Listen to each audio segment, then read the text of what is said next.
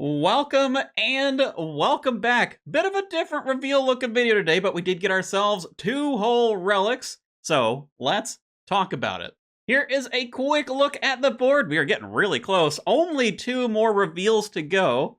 And they do look slightly different because at the time of recording this, they haven't updated the blog yet. So we got Bank Heist and Flow State at home. But let's start with Bank Heist. This is our last teleport relic. It is going to let you teleport to any bank or deposit box. Doesn't have any wilderness restrictions as well. So here's a picture. Here's the symbol of the bank. Here's the deposit box. These are the things that you're looking for. Now, right from the get-go, you probably have a knee-jerk reaction of, well, hold on a minute. This just sounds like it's meant for banking, and the other two relics already have banks, so this one's just dead. What's the point? Well, that is kind of true, but hold on. We're going to go through each of the areas to see if there's like any good teleport locations to see what sort of methods this has access to. Starting with Barlamore, you're going to get yourself a teleport that is right in the Coliseum, and that's without having to get the ranking by completing the Coliseum. So yes, you are eventually going to get a teleport here, but this does help you get there a little sooner. We have a teleport in Mixology. That's kind of neat. We've got a teleport to the Hunters Guild. Now there is the Quetzal Whistle, which is about just as far away, but if you don't have that on you, or you want to run from the other direction, that can be helpful. Huey, of course, is a bank for the Evil Eye relic, so we get that one here. There are a couple of banks up in Auburn Vale, so it's going to help you access Vale Totems, and you can also get into Camptorum, maybe for the Rune Shop there, maybe for the Pickaxe Shop there, get yourself to the Start of Moons, something like that. It's not like crazy powerful for Varlamore, but at least there are a few options. Karamja's looking pretty sad. This is just true for all of the teleport relics in Karamja. You can use this to get your Slayer task. It's about as good as the Map of Alacrity is. And there are also a couple of banks and deposit boxes down in the Tazar area, so yeah, that can help you get there a little faster. We're not taking these teleport relics for Karamja, though. That much is for sure. In Korend, it's a little bit better. We've got a teleport that's pretty close to Konar, so good access to Slayer. You've got a bank up near the Anglerfish, which is a little bit annoying to get to. The Farming Guild has a couple of spots. There's Blast Mining, and then there's also the Woodcutting Guild. Now, I will say with Korend, there's kind of good teleports all around in general, so I don't know if I like this one, but we'll talk about this after we've gone through all the areas. I'll compare it to the other relics. Then in Taranwin, this is maybe the best one for Taranwin. You've got a bank that's pretty close to Zalcano. You've got the deposit box that's in the Corrupted Gauntlet lobby. You've got a deposit box kind of in the Zulra area. It's putting you next to the Fruit Tree in Lieta. And as some of you have pointed out, while we don't know if this is exactly how this is going to work, if you do end up taking the Flask Relic, you do get the Flask in the Gauntlet. So you might be able to do something sweaty like teleport to the Gauntlet, dip in, reset your Flask, and then go back to whatever boss you were doing. I don't think you'll catch me doing that because that would be crazy click intensive. But if that is how that works, then this relic has that capability, as does the Evil Eye relic, so that might be good. In Kandrin, we have just kind of a hodgepodge of stuff. I mean, there are a lot of banks in Kandrin, a lot of deposit boxes as well. Got stuff like Castle Wars, Barbarian Assault, Fishing Guild. You can get to the middle of Arty. You got the Fishing Colony up north, a couple of places in Tree Gnome as well. You've got kind of close access to like the Catherpy farming patch, as well as the Fruit Tree patch that is out there. Fishing Trawler, there's a bank in Yanil, so you use that to get yourself to the magic shop there, which we are going to have access to. Mistgillen has one. Now, I think with Kandrin, it becomes really obvious that a lot of these locations, they have other teleports. So I think what you're going to find a lot with Bank Heist in general, it's just especially true for Kandrin, is yes, you are slowly going to unlock teleports that essentially do the same job as Bank Heist, but the benefit of having this is you only need one item, so you're not going to have to worry about doing things like getting a Games Necklace to go to Barbarian Assault, getting a Ring of Dueling to go to Castle Wars, Fairy Ring up to the Fishing Colony, Fishing Cape to get out over to the Fishing Guild, so just keep that in mind with these. Yes, they're not necessarily like the most impressive teleports here, but it is helping you get around a lot, and it is going to save you some inventory space potentially, even if you do have those other teleports available to you. Probably bad that I'm already having to defend this for teleport relic, and we're not even through all the areas. Okay, I'm going to continue on. You've got a teleport out to the Blast Furnace in Fremnik. And I guess on Lunar Isle, if you want to like buy some runes from the whatever walk and shop there, we may also have Pier of the Seer. He acts as a deposit box. I'm not convinced that he's on this relic, and I can't remember from Gridmaster if we actually got a teleport to him here. It doesn't really matter though, because that's like the heart of Relica, which you're gonna have a home teleport to get there if you unlock the area anyway, so it's not like that big of a deal, I don't think. Asgarnia has a pretty decent showing. Next has a bank, so you can teleport down there. Warriors Guild, you've got the Void Knight Outpost, you've got the Rogue's Den, where you get the Thieving Outfit, the Mining Guild, Motherlode Mine, both of those have a bank down there. You've got the Crafting Guild, which has a deposit box and a bank. You've even got a deposit box in Port Sarim, so if you want to use that to maybe get to like charter ships for some quick access, it's not bad. Wilderness is pretty trash. You should definitely go Evil Eye if you're in the wilderness, I think. You've got the Mage Training Arena thing out in the deep wilderness, and then Ferox Enclave, and that's it.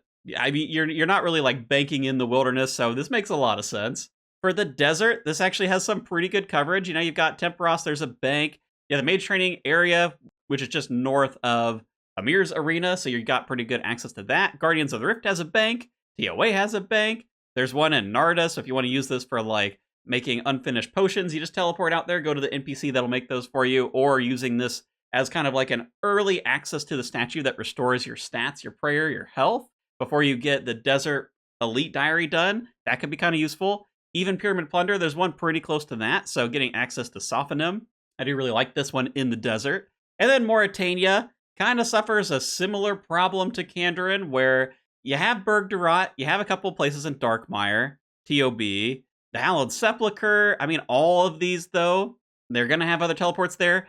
And I think Mauritania, it's maybe harder to sell. So, like with Kandarin, you know, if you have like 15 different teleport items, you can do the same thing as Bank Heist. So, for me, it feels like Bank Heist is still a good relic there. Whereas here, Bergdarat's not that useful for you. You get the Draken's Amulet, which is like one item, and it eliminates half of the teleports that you'd get from Bank Heist in this area. So just that right there kind of lowers the value for me. Same with like Hallowed Sepulchre, you have an item that teleports you directly there. Now, on the positives for here, you do have access to Cave Horrors, kind of, because it has a teleport over to the Brewing minigame. But you also have the minigame teleport, so it's like not that great over there. Maybe in Canifis if you want this as like a Slayer Master. I don't think it's looking good for Mauritania, though. So, okay, let's just take a step back. Let's look at all of the relics. I know this feels like a lot, because I was trying to include all of the areas just so you had kind of like a quick snapshot of how are you going to pick which one of these you want to go for. Evil Eye is definitely like the broad, it's a good one, okay? You know, Mauritania especially, you're going to want this because you're probably going to be farming out barrows. There's a lot of bosses in Mauritania that are kind of a pain in the butt to get to. Same deal with Wilderness. There's a lot of bosses, so I think these two, if you've got both of these regions or even just one of them, you're probably going for Evil Eye. Now, for the other regions, there's like reasonably okay coverage, at least on some of these. So it's not the end of the world if you wanted to go a different one. I'll talk about the other two here in a minute. But I do like Evil Eye probably the most in Barlamore. You know, if we're going to give it like points for the starting area, it's going to help you get to Amoxicatl, which is also the Echo boss in the area. It's also going to help you just sprint through moons, which is how you're going to get probably your first like really powerful armor set in the game. So I think Evil Eye definitely functions as like the early power, not to mention things like Huey-Coddle, you know, you're getting out there. But for these other regions, you know, the other relics probably do just enough anyway. So like Kourend, Fremnik, Desert, Asgarnia, I don't know. I mean, it's still good for those regions. There are bosses that you're teleporting to there, but it's not as big of a deal. So if you like one of the other relics, call this Jack's Blessing. You could take them if you're going like Kourend, Desert, Asgarnia, go for it. Now, on the Bank Heist, I really like this one in Taranwin. Taranwin doesn't really have good teleports on the other two just because there's not a lot of shortcuts, there's not a lot of bosses. So you get the same boss coverage here with Bank Heist, plus some extra stuff, which I think is quite good. And if you're worried about like the flask interaction, if Gauntlet does end up giving us that reset, then you don't have to go Evil Eye, because this gets you to the exact same place as Evil Eye and Taranwin. That's actually quite good. Kandarin doesn't have great teleports for Evil Eye. It kind of has okay teleports for the shortcuts, but it has a lot of banks. And while, yes, you can get those teleports, kind of like I said when we were going over Kandarin, I think it's probably worth it for Kandarin, so you're not having to carry around a whole bunch of items or build out your player-owned house to like get all those teleports in one place. It's going to save you a lot of time there. And same with this Garnia, you know, well, Evil Eye, it does have good boss coverage for there. Alacrity has okay boss coverage for his Garnia as well. Bank Heist is decent. Honestly, you could probably take all three of these in his Garnia. Now, one thing I will say, what I've done here, K-A-T. That build just keeps coming back to haunt me, dude. If you're in K-A-T, take Bank Heist. I think you'll like it. As for the map of Alacrity or map of Garbage, you know, it's got some specific use cases around maybe like rune crafting. That could be a rune crafting solve. Since Korend already has really good transportation through the mine carts, through like the necklace you can get, Games necklace gets you up to Wintertod. I think Korend, you could maybe take this if you wanted to try and do something like crazy. Kind of same deal with Kandra. There's some interesting stuff there, but the problem is, this is like the big brain relic. I have no idea if it's actually going to be any good for you, and you're probably going to spend a lot of time having to think about where you actually want to teleport, which I don't love. And it doesn't even have that good of like area coverage for most of the regions, so this one feels like a really, really specific pick, whereas the other two gives you more general coverage. But I think for like 90% of people, you probably want Evil Eye. Now, there is also the farming relic to consider. This one gives you the fairy mushroom, so fairy rings, you've got spirit trees, and you've got the leprechauns that are next to the farming patches. So if you're going to pick this one up, this one already has good mobility. I would probably lean towards Evil Eye because Evil Eye is going to help you a lot with bossing. So this one can help you get around the map. This one can help you get to the bosses. I think between these two, it's going to be good coverage. Besides that, I think it's really just going to depend. You know, if you're using this to kind of help with your farming, which, I mean, this relic already solves farming, so you kind of don't need it at that point, then I don't know. I mean, it's just you get decent coverage with Bank Heist, so I probably wouldn't really be leaning towards the farming relic if I took Bank Heist, if we're just talking the teleport side. Map of Garbage has such terrible, like, such specific coverage. These two could go together. I would definitely take both of the teleport items because that would help with filling out the map of Garbage a little bit, you know what I mean? But okay, that was the teleport relic side of things. Let me know which one you prefer. I'm actually thinking I might try to go for map of Garbage for the big brain plays. I don't know. We're going to find out. Some of you in the Discord and the comments have been working on me for that one. The other relic that we got is our tier 7 flow state. It's going to reduce a whole bunch of different skilling actions down to 2 ticks, and that may not sound super meaningful to you, but most of the actions in the game when it comes to skilling start at 4 ticks. You've probably heard of tick manipulation. Teak trees are one that people commonly do, where you get something attacking you and then you chop a teak tree. Well, this is basically just making you tick manipulate a whole bunch of stuff in the game without having to try. So it is going to be really helpful, and I'm just going to go through all of the stuff here because there is a lot. So all of the gathering skills, those are going to get reduced down to 2 ticks. We're going to talk about the synergies here in a minute because there are going to be some with this. You're also having fletching actions, burning logs or adding them to the bonfire. Those are getting reduced. Cooking actions as well are going down to 2 tick. So basically this is going to be very, very helpful for both gathering and processing. Now, for some of these other processing actions, they're very specific. Smelting, so, you know, turning ores into bars is getting faster. Harvesting and planting things are going to be faster.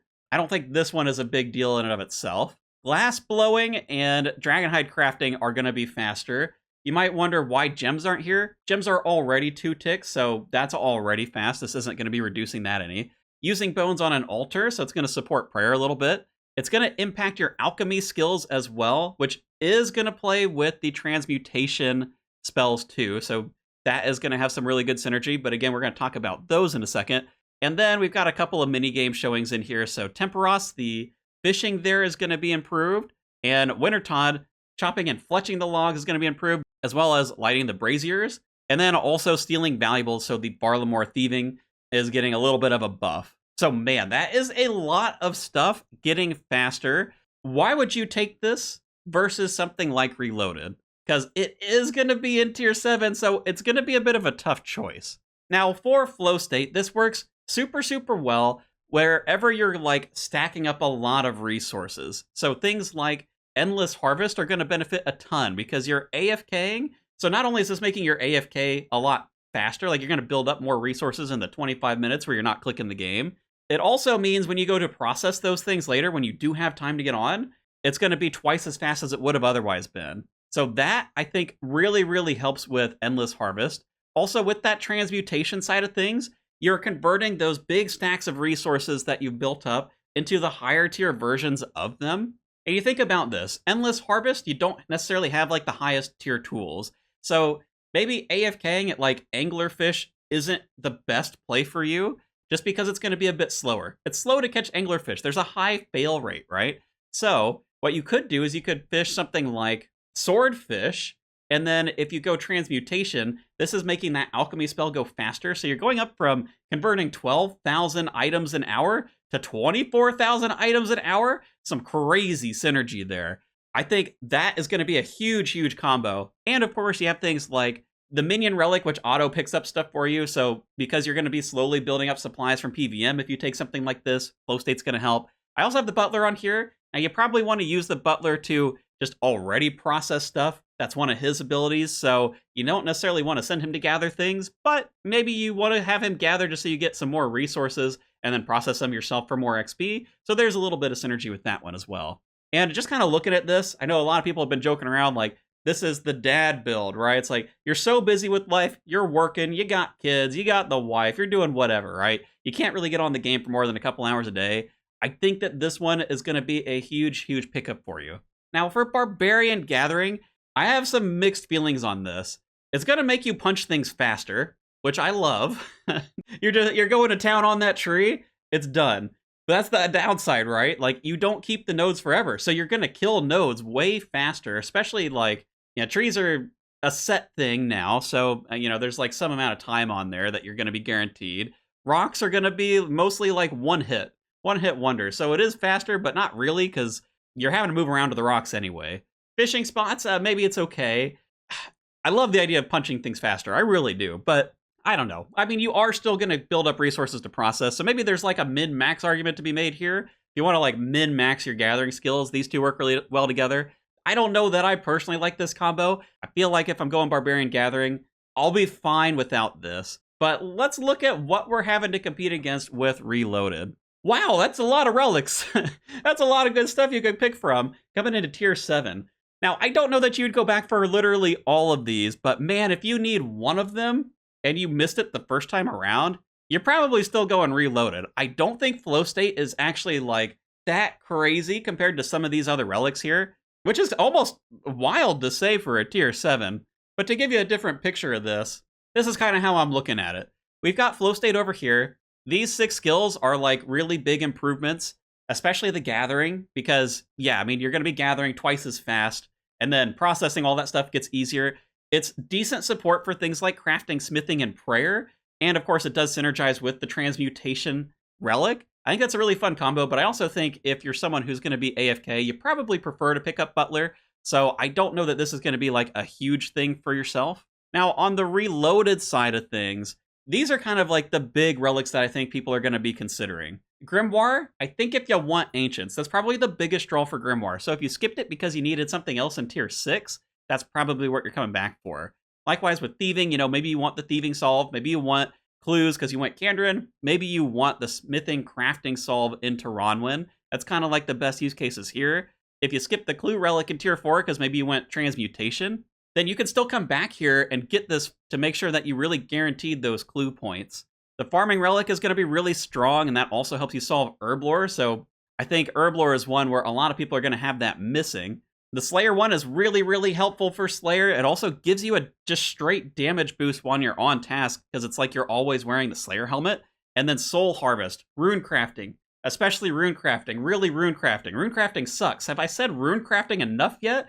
You want to pick this up for Rune Crafting almost for sure. I mean, maybe, big old maybe Karen can do okay with Rune Crafting with like the Zaya Rune Crafting method.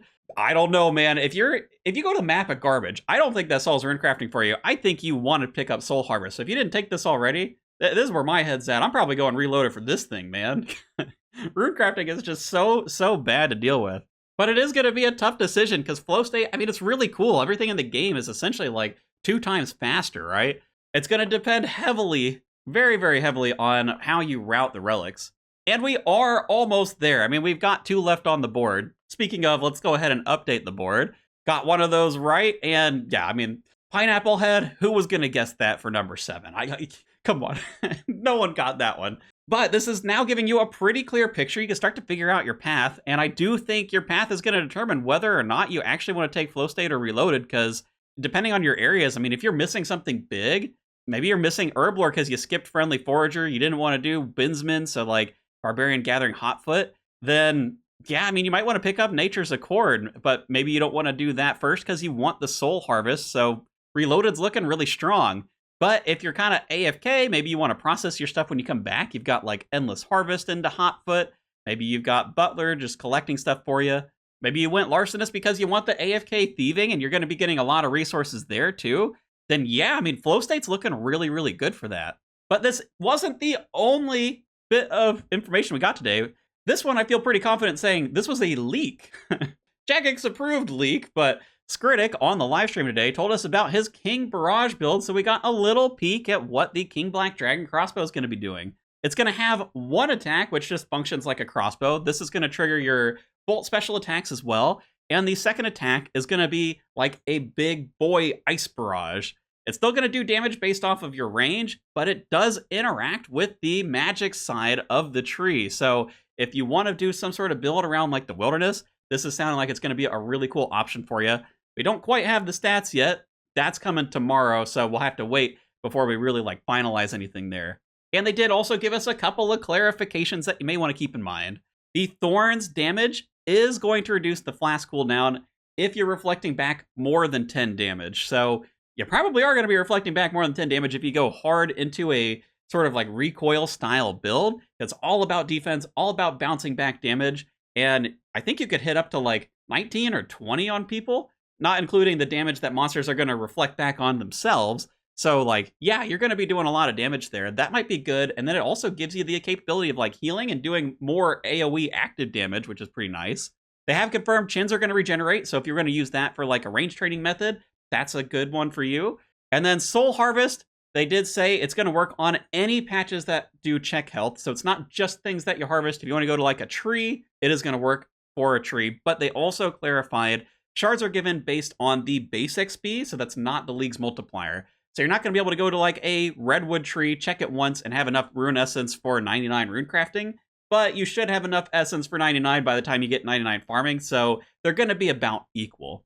Whew, and that is all of the revealed information for today. We've got a big one tomorrow coming up. All of the Echo weapons, we're getting the stats, we're getting the effects. So make sure to subscribe if you want to see that. And again, I'm going to have my Discord linked down in the description below. So if you've got some cool builds that you're working around that might get thrown out tomorrow, then feel free to join there, post those up, start chatting with people to see what everybody else is doing. But with that, thank you for watching, and I will catch you in the next one.